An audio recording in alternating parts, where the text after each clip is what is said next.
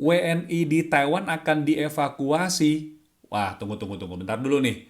Jadi, emang ini sebuah berita yang udah tersebar, beredar di kalangan WNI yang ada di Taiwan ya.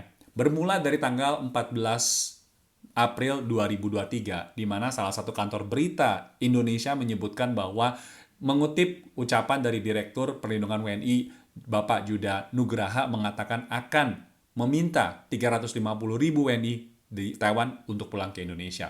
Tapi apakah benar? Karena ini ada hubungannya katanya Taiwan sama Cina bakal perang. Apakah benar? Nah, nanti kita akan bahas ya.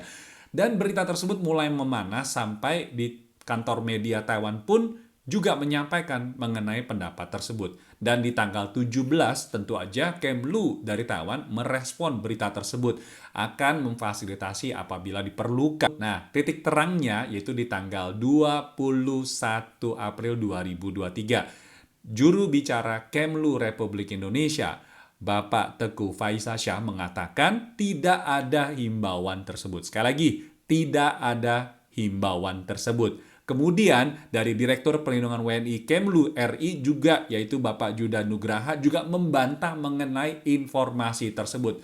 Jadi mulai hari ini teman-teman jangan sebarin berita tersebut. Karena apa? Pemerintah Taiwan sudah menyampaikan bahwa ini adalah berita yang tidak benar. Sebenarnya hal-hal seperti ini lazim nggak sih? Kenapa bisa terjadi? Sebenarnya ini ada hubungannya sama politik ya, karena kan di Taiwan sekarang ini kan memang lagi mendekati tahun pemilu ya, sama seperti Indonesia di tahun 2024. Ini sedikit cerita aja ya, beberapa gangguan-gangguan politik di Taiwan sejak tahun 1996.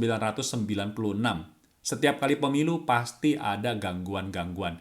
Tahun 96, pada saat itu adalah pemilihan langsung di Taiwan untuk pemilu memilih presiden.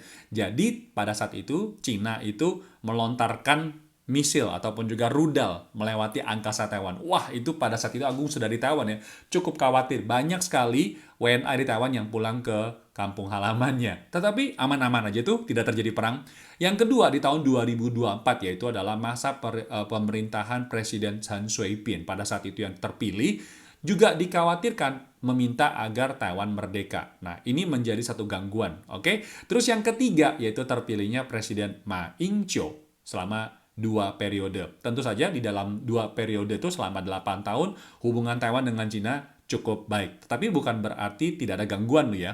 Kemudian di tahun 2016 juga berasal dari partai DPP yang juga tentu mengusungkan dia punya politiknya adalah Taiwan itu harus independen ataupun juga merdeka.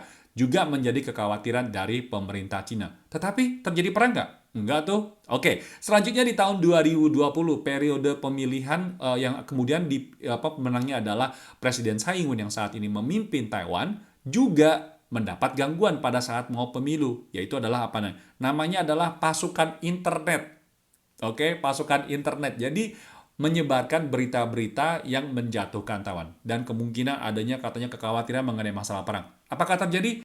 Sekarang tahun 2023, tahun depan 2024. Ini adalah tahun pemilu. Tentu saja di Taiwan akan mengalami ataupun juga menghadapi hal yang serupa. Sehingga gangguan-gangguan berita-berita politik ini tentu akan merebak. Nah, tentu aja bukan cuma di Taiwan, di Indonesia pun juga akan mengalami hal yang serupa. Jadi, para WNI yang di Taiwan, kita nih harus melek dan juga harus terbuka, harus cukup cerdas dalam menerima berita-berita ataupun juga informasi yang tersebar di sosial media ataupun juga lewat TikTok ya.